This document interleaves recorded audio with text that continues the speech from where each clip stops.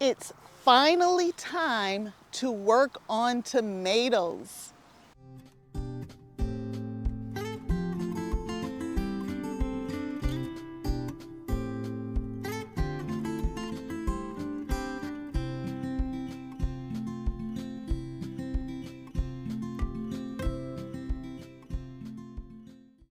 Hello and welcome to Kim's Cozy Corner. I'm Kim and we are going to work on tomatoes today.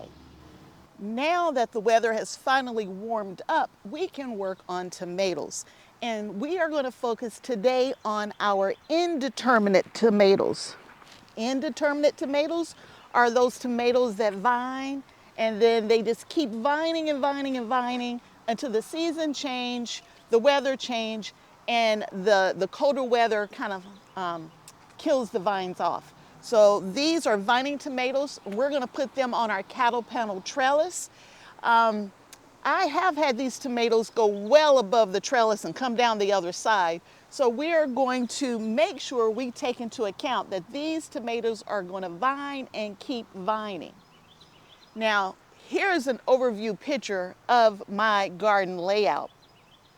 And everywhere where you see a wooden raised bed with a cattle panel trellis, for the most part, we will be adding tomatoes.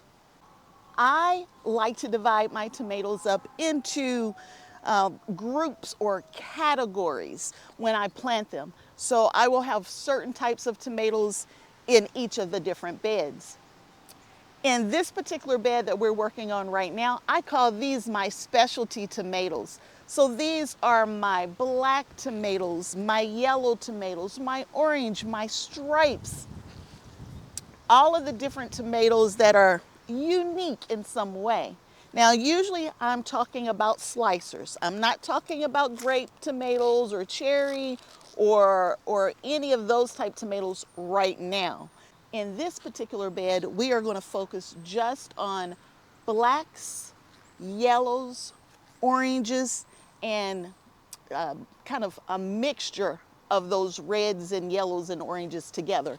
And those are my specialty tomatoes. So let me bring you in so you can see how we plan on managing these indeterminate tomatoes.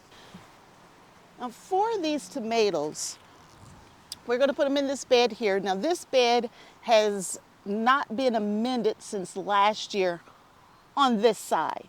On the back side of this bed, I have brassicas growing. I have broccoli and I have cauliflower. And we amended that side of the bed in each one of the little holes that I put my transplants in. And we're going to do the same thing on this side of the bed. Now, I have hundreds, and I do mean hundreds, of tomato plants. And I planted over 60 varieties of different tomatoes. So in order to make sure that I get some of everything, I've already done some pre-work. I've made my little name tags for my bed here. I'll put the link to these name tags in the description below. I think it was a pack of like 30 or something like that. I got them on Amazon. They were super cheap. But you can write the names of whatever it is you're growing right on these tags. They're big enough that you can see them. They don't get lost when your plants grow.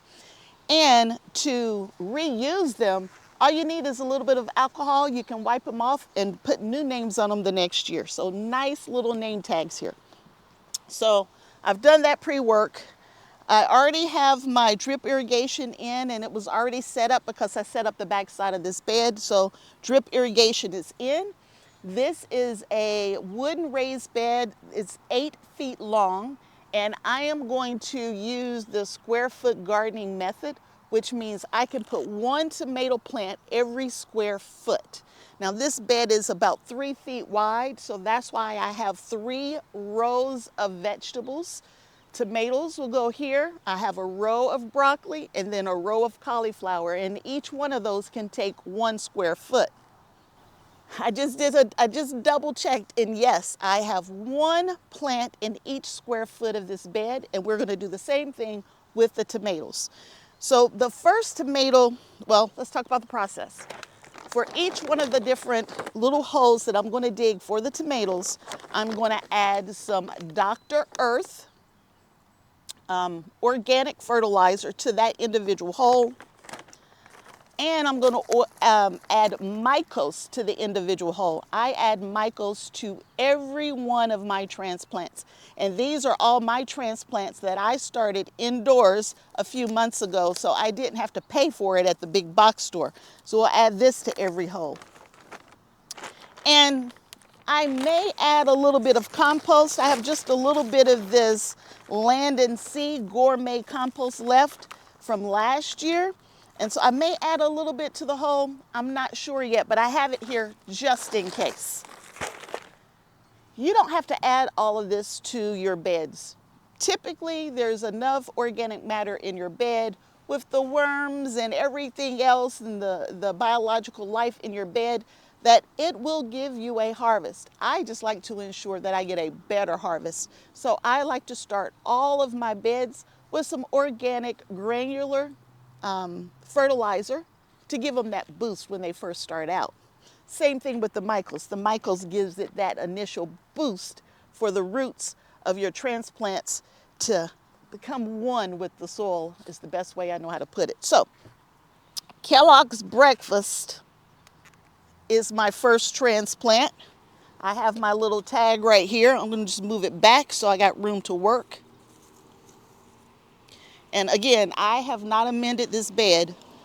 Last year I had cucumbers in this bed, so this will be the first year that I've ever put tomatoes in this bed. The year before cucumbers we added, what was here the year before? I think green beans. Now green beans provide a lot of nutrition to your bed.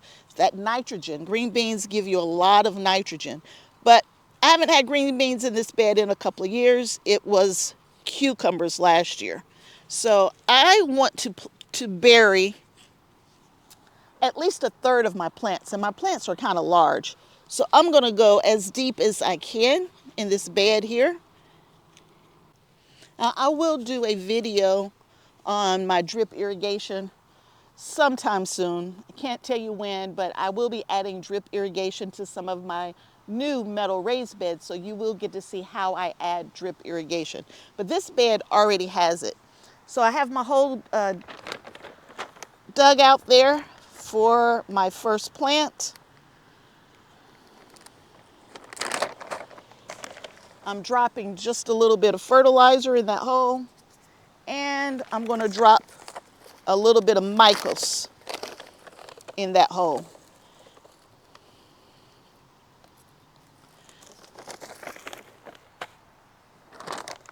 And that's how I prepare the hole for this first plant. So Kellogg's Breakfast, that's this plant right here. Now this plant's a little yellow. I had to take it indoors for I think it was about 3 or 4 nights because it got really cold here. Today is April, what is today? Today is April 27th. My last frost date on paper says is April 25th, but you can't believe that in Southwest Ohio, Zone 6A.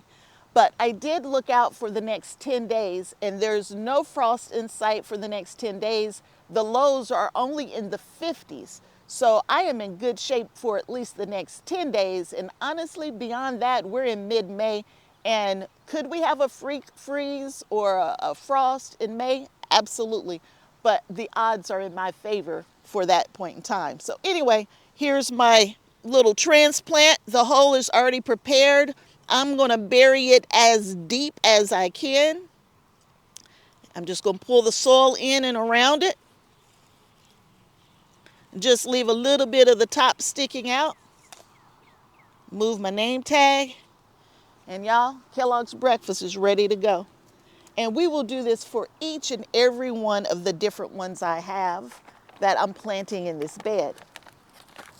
Now, I won't bore you with the process, but I will make sure I show you a picture of all of the different tomatoes that I'm planting in this space here. My next tomato is the Paul Robeson. Here's a picture of the Paul Robeson. Ooh, man, these plants look good, y'all.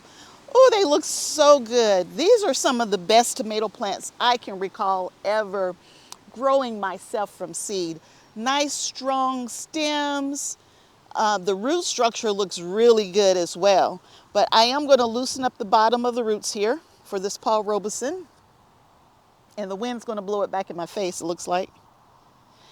And some people remove the bottom leaves off of their plants, like this right here. If they're going to put it under the ground, they'll remove those leaves. When I think about it, I do it. I don't always do it though, but it won't hurt. Your tomato plants have little hairs all the way up the stem. And everywhere those little hairs touch the ground, they will grow roots. So I'm trying to put as much of this stem underneath the soil as I can to give it a strong root structure and a stem structure, just like this is beautiful. So we're going to get this one put in. And that's the process, and I'm going to do this for all of them. I will quickly share a picture of each one as I'm going down the line. I'll just go ahead and share a picture of all of the ones I'm putting in here. So Hillbilly is the next one that I'm going to be putting in here. And you'll notice that I'm doing one like real dark, like black tomato, and then one orange or yellowish type tomato. But after Hillbilly, I'm putting in a true black Brandywine. After the true black Brandywine, there's going to be a Dr. Wychees. And Dr. Wychees has more of a sweetish flavor to it to me. It doesn't have that true tomato taste, but it's a delicious tomato. It makes wonderful tomato sandwiches. We're going to get the Cherokee Purple next, which is one of my favorite tomatoes. So you may see more than one of those throughout my whole garden. Big Rainbow, which last year was the first year, and it was a good year for Big Rainbow. So Big Rainbow will be going back in this year. And then all the way down on the end, we will do a Black Beauty. So those are the 8 tomatoes we'll be putting in this bed here. So let me work on getting this bed together, and I will bring you back when I move to another bed.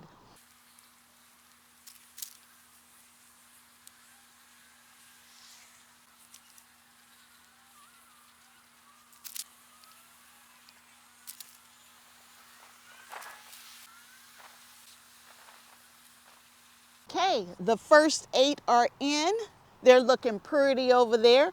And we're going to do the same thing with this bed. But in this bed, these are my beefsteaks. These are my red, big, juicy slicers. You know, one slice is a tomato sandwich. That's what's going in this bed here. The different varieties that I will be putting in this bed include steak sandwich, bodacious, delicious,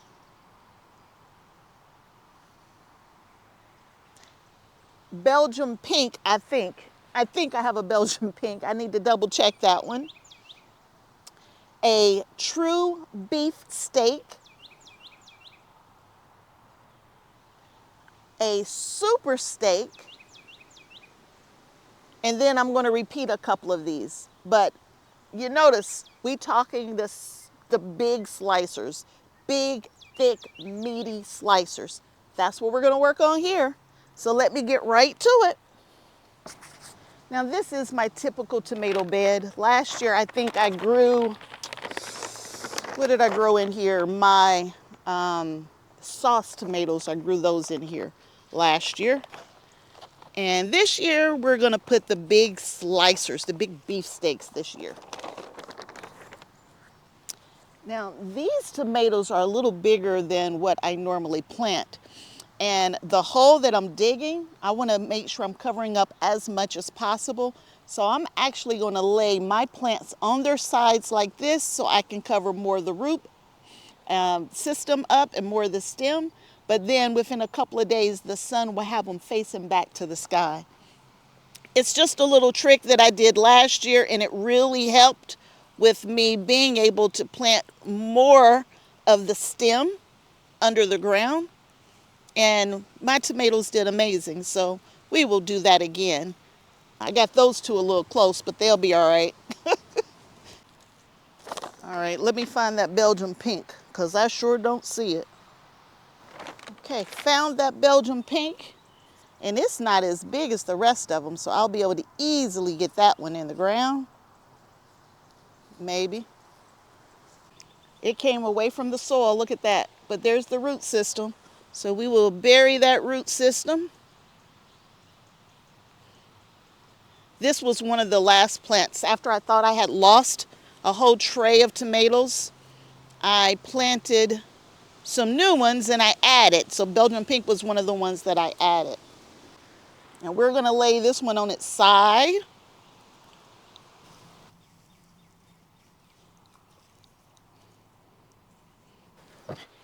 Okay, we've moved down to the next row. In this row, we are doing our paste tomatoes. Now, they're not all truly paste tomatoes, like they're not Roma tomatoes, but these are tomatoes that have very small seed cavities and are very meaty and very little water in them. So for these tomatoes, I cook them down to make my spaghetti sauces, pizza sauce, things of that nature.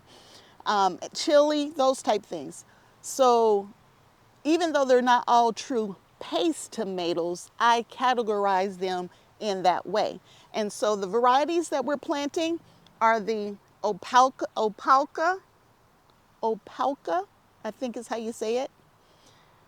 Korean long, so these are all long tomatoes, at least these are. One called super sauce. So this is supposed to be a really big sauce type tomato. I've never grown it before, so I'm excited about the super sauce. Big Mama is my favorite sauce tomato. Italian heirloom. Now my Italian heirlooms have been large enough that I could put them over there with my beefsteaks in the past, but I put them as my sauce tomatoes in this group here. What else? And a pink ox heart. So the pink ox heart and honestly the Italian heirloom are similar in shape and similar in size. And so those are my paste tomatoes that we're going to plant next. So I'm moving over to another bed. So far I've already planted 25 tomato plants, and it's probably about 23 varieties out there so far at the moment. And so now we're gonna move over to the next bed. This is a 10-foot bed, and I use half of this bed for just miscellaneous tomatoes, and then the other half is gonna be for my grape and cherry type tomatoes. For the miscellaneous tomatoes, we are gonna be doing an orange jazz, black creme, because there was no room in my specialty bed for that black creme, pineapple, and again, there was no room in my bed for the pineapple. I have a great white, so it's supposed to be a really light color, almost white tomato, and I only have one plant, so we're gonna put that over here, and another Cherokee purple. So those are the, what is that, five that I'm going to add to the front half of this bed here. Let me get to it. Okay, I'm back, and this is the last area of the garden, and I'll just be honest with you, I turned the camera off and I got to working because it looked like it was going to rain. And we got a couple showers, but that's over, not even enough to worry about. But I went ahead and finished my work, and so let me share with you the rest of the tomatoes that we planted today. This is my arch trellis area, and last year I grew green beans or pole beans in this space. This year I've doubled the arch trellis, so it's twice as, I guess, wide, long, whatever.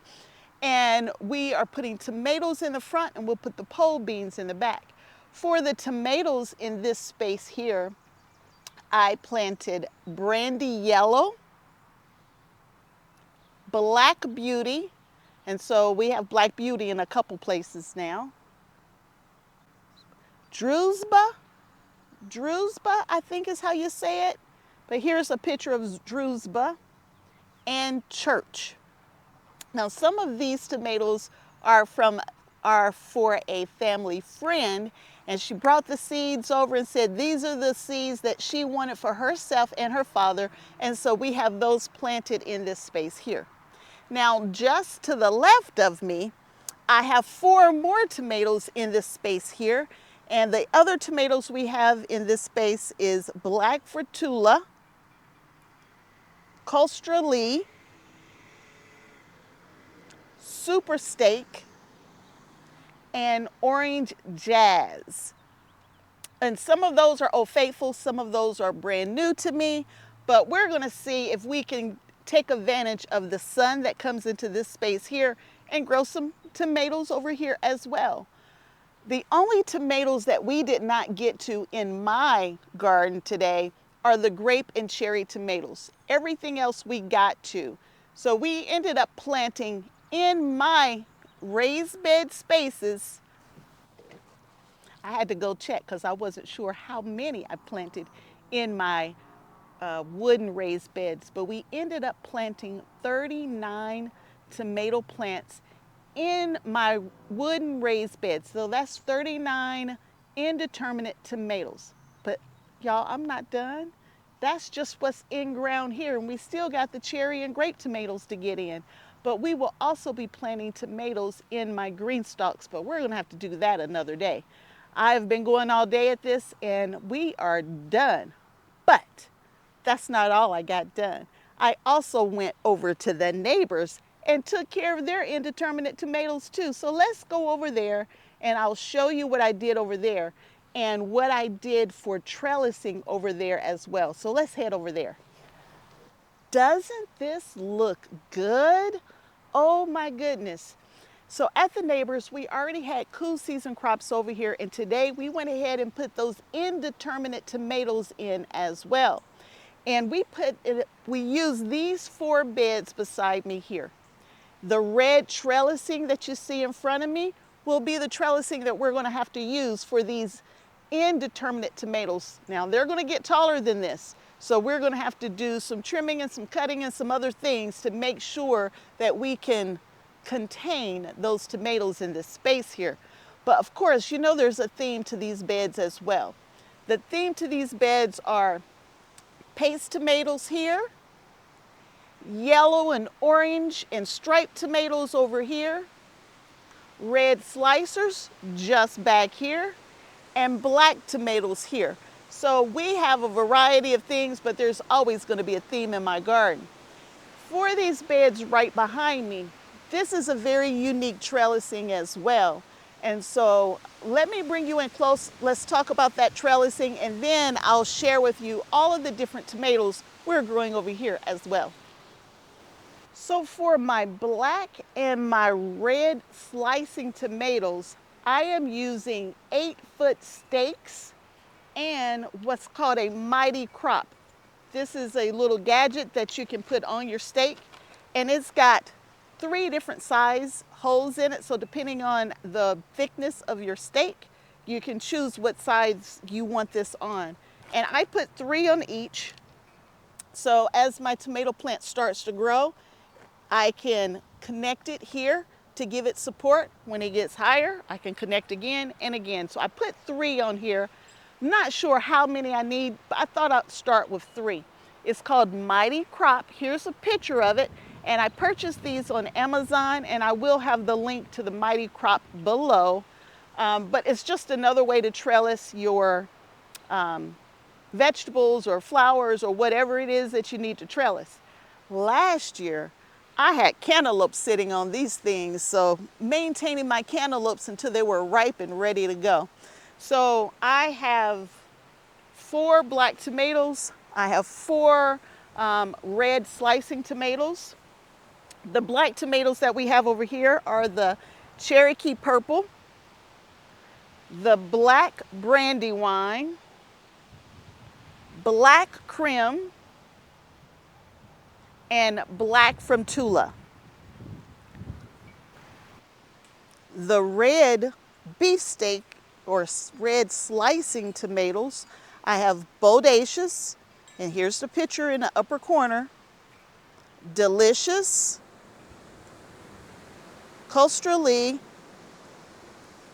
and in the back, a steak sandwich is back there. I try to keep mixing it up. I try to make sure we got a little bit of something for everybody. And my neighbors love tomatoes just as much as I do, so I want to keep the varieties really nice over here at the neighbors as well. So let's look at the yellow and orange tomatoes that we're growing. So we have Dr. Witchy's here on the end. And then we have Kellogg's Breakfast, Hillbilly, and then Big Rainbow on the end there. The paste tomatoes or sauce tomatoes, we have Italian Heirloom on the end over here, a pink ox heart, Korean long, and the Big Mama down on the end there. And we're not done over here. There's still more places for tomatoes to go over here. So I had 39 tomato plants in my garden, and we just put in 16 more. So 39, 49, that's 55 tomato plants that we put in the ground today. But wait, there's more. We still have all of our micro dwarf tomatoes to do. We still have all of our dwarf tomatoes to do as well in the GreenStalk. And we're gonna actually put some of those dwarf tomatoes over here at the neighbors as well. But that's another day. We are gonna end it here today. If you enjoyed the video, please give me a thumbs up and subscribe to the channel and turn on notifications and all that jazz. I enjoy what I'm doing, and I wanted just to keep you up to date on everything that I'm doing. So there are more videos to come. We have more tomatoes to plant. We're only 55 in, and I know we have another 50 or so that we need to get planted. So until next time, and I hope there will be a next time that you hang out with me, Kim, at Kim's Cozy Corner. Bye. So after I got all of the tomatoes in the ground over at my place, as well as here over at the neighbors, we wanted to make sure we watered them in really, really well. We're gonna have a record-breaking day of heat tomorrow here in Southwest Ohio. If I'm not mistaken, we're gonna be above 85 degrees in April. And that's record-breaking for us. We should not be that warm this time of year, or at least we're not typically that warm this time of year. And since I have transplants in here, I want to make sure they're watered in really well. I don't want them to suffer because of one freak super hot day for this time of year. So at the neighbors here, we buried these tomato plants super deep, the same way I was doing over in my garden. And we watered them in really, really well. And I'm hoping tomorrow they're gonna already be nice and perky and happy in their new homes, because now they got room to spread their legs. And we're not done over here. There's still more places for tomatoes to go over here. So I had 39 tomato plants in my garden, and we just put in 16 more. So 39, 49, that's 55 tomato plants that we put in the ground today. But wait, there's more. We still have all of our micro dwarf tomatoes to do. We still have all of our dwarf tomatoes to do as well in the GreenStalk. And we're gonna actually put some of those dwarf tomatoes over here at the neighbors as well. But that's another day. We are gonna end it here today. If you enjoyed the video, please give me a thumbs up and subscribe to the channel and turn on notifications and all that jazz. I enjoy what I'm doing, and I wanted just to keep you up to date on everything that I'm doing. So there are more videos to come. We have more tomatoes to plant. We're only 55 in, and I know we have another 50 or so that we need to get planted. So until next time, and I hope there will be a next time that you hang out with me, Kim, at Kim's Cozy Corner. Bye.